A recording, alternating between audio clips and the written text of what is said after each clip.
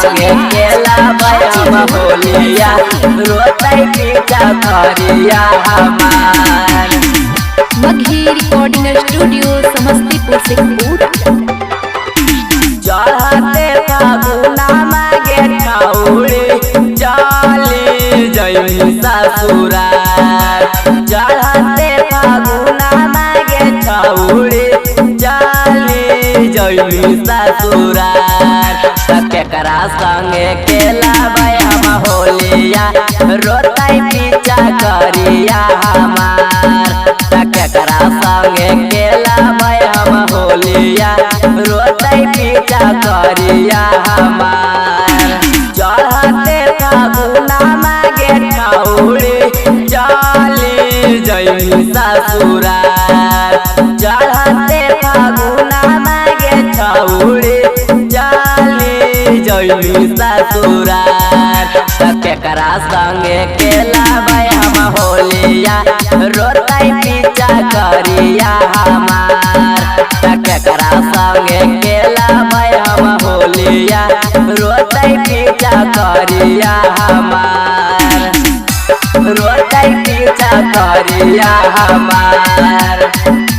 केकरा संगे केला हम होलिया रोतई पीछा करिया हमार।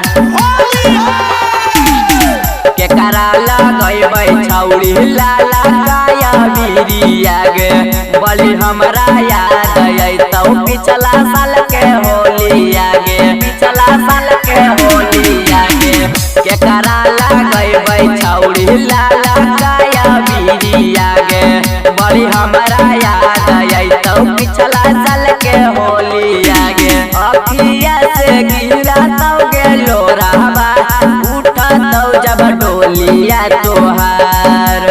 अखिया से गिरा तौ गे लोराबा उठतौ जब डोलिया तोहार। केकरा संगे खेला हम होलिया रोतई पीछा करिया हमार। केकरा संगे खेला हम होलिया रोतई पीछा करिया हमार। रोतई पीछा करिया हमार। केकरा संगे केला हम होलिया रोतई पीछा करिया हमार।